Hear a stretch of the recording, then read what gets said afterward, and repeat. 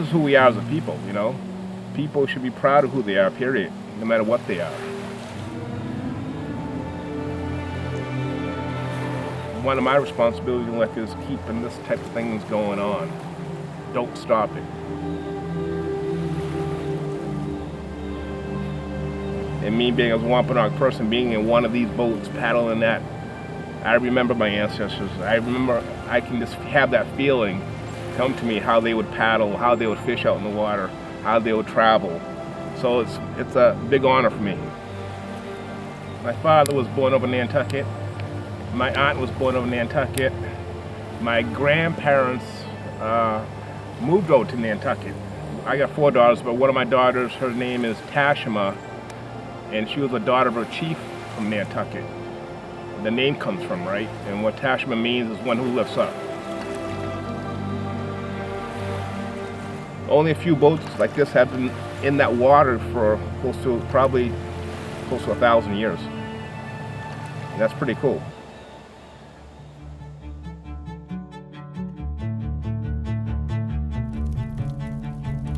Nantucket, Cuttyhunk, Martha's Vineyard, you know, known as Kapawak, Nope by our people.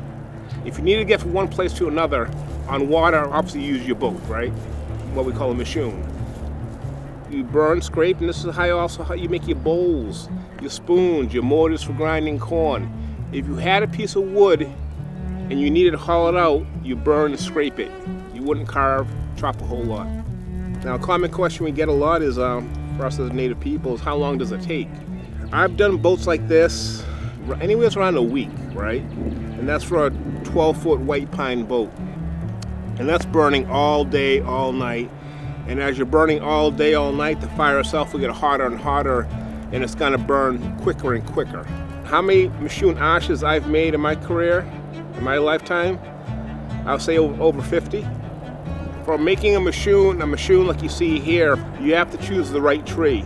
For one, the tree has to be near a body of water, being a river or a pond. And also you're looking for a tree that goes straight up for a while before branching off. Then what you do, you have clay. You get clay from the river beds and you pack it around the trunk. You build a fire underneath it, and that way the fire will not extend up. And as the tree is falling down, you burn off the other end. The log itself is made out of white pine, so it's a softwood. But for burning on the inside, the wood you want to use are hardwood. You want to use oaks, you want to use maple, you want to use cherry. Because the hardwood itself will produce very minimum flame, but plenty of heat.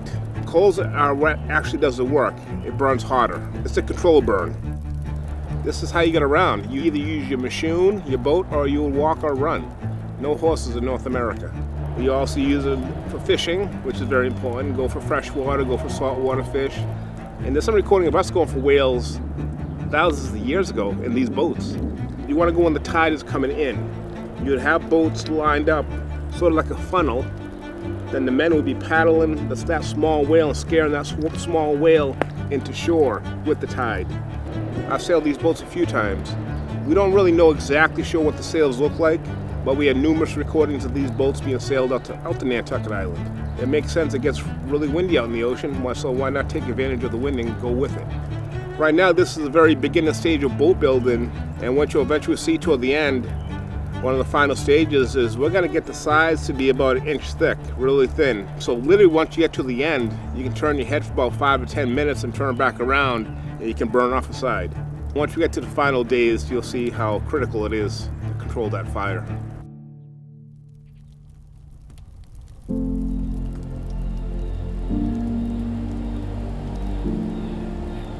The second phase is like the mid phase. You really got to pay attention. You got to challenge yourself, and that's what it is right there. How thin can you get it?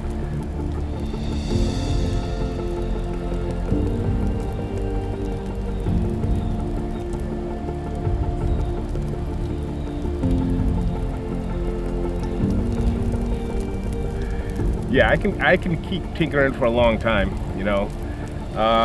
But you don't want to tinker with it too much, you know, especially when you're playing with fire.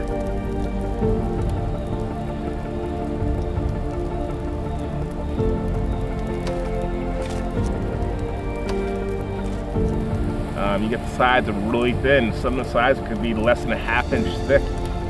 Every step, every minute is very critical.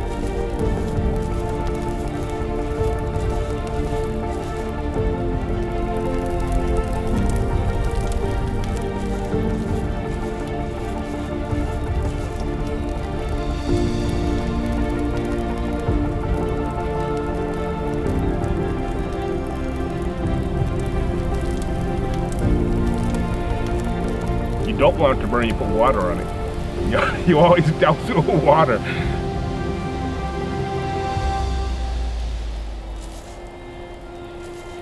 And this final phase is kind of like the finish work. A lot of scraping. You want to scrape out all the charcoal. That actually has a purpose also, what we do with the charcoal. We would use it for a lot of face paint, body paint. When we painted up ourselves, it would normally be the whole body. A lot of times that meant in the morning, maybe somebody in your family had passed away. The sides are really thin, like even paper thin up top. And as you go down to the bottom, you get thicker. So the bottom, you always want to be very thick. That's for stability, so you have your natural balance in the water. It rode really well in the water. You can fit 2 men in with their fishing gear inside a boat like this, how it rides. And maybe we'll have some other people go in it, but once we get to Nantucket, we'll see how that goes. Having this go over to Nantucket, it reminds people of our culture, that we haven't gone anywhere. Some things have been interrupted, but we've carried a lot of tradition along over the years and still have a lot of tradition today. There's so many misunderstandings about our culture out there, mislearnings, as they say. So to straighten up the stereotypes, the accuracy of the history, it's very important. So for me, it's not just making of a boat, but having that physical presence anywhere as an exhibit. It's pretty powerful.